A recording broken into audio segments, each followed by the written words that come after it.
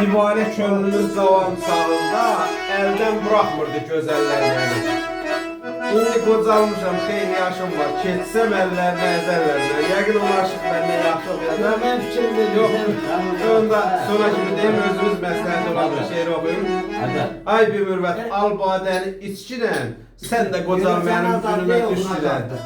Yalvarla məndən kənar keçkinə, görərlə yanımda bəzərlər mənim. Rahmetli Xanlar. Sağ ol. Yuxum şirin olsun. Sağ ol. Sevdam məni hərdən yaman coşdurur, nakam gözəllərə şeir qoşdurur. Getdikcə bəşiri cavanlaşdırır, qoymur qozalmağa gözəllərinə. Hemen şimdi çeşit okumarına bakırsan yalanıyor. Sağ olun. Sağ olun.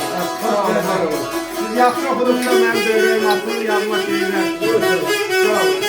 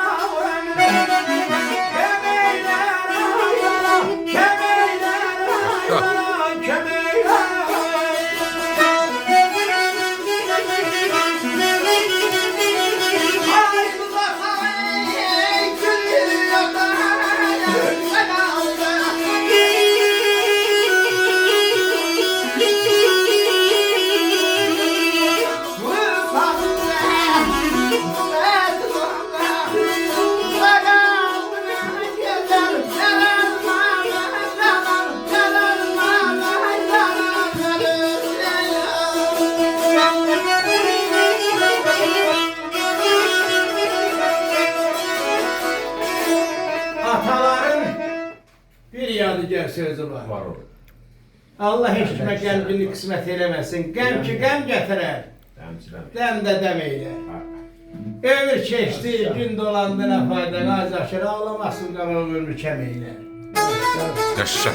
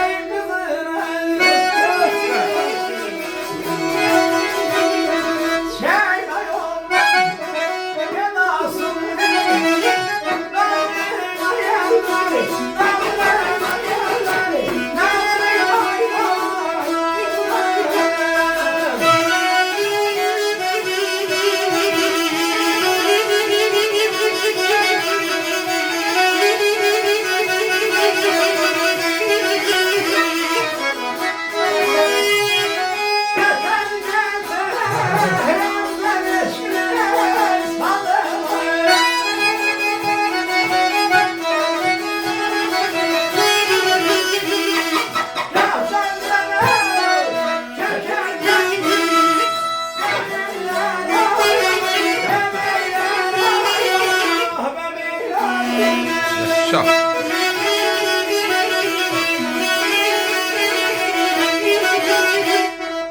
Almaq olmaz hər yetənin qızını, çəkmək olmaz bedasılın nazını.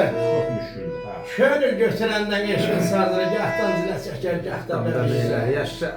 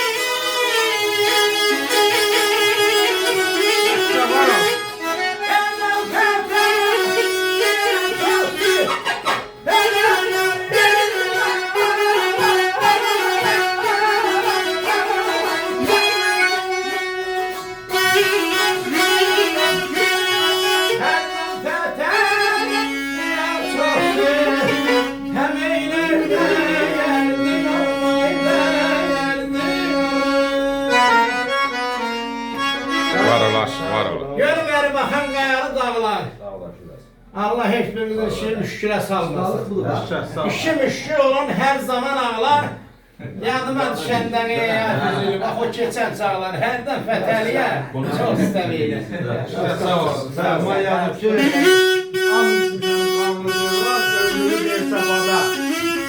Fələk mənim qaynağında daşdan daşa vursa da, dəli kimi dövran edib gəzəcəyəm dünyanı. And içmişəm bundan sonra etməyəcəm ah aman, öləndə də gülə-gülə köçəcəyəm dünyada. O görə çox qəmlənmək lazım deyil. Sağ olun. Sağ ol. Allah həmçə şey versin. Qamandır deyir, biraz məhəbbətdən oxu. Məhəbbətdən. Kiminlə bir şey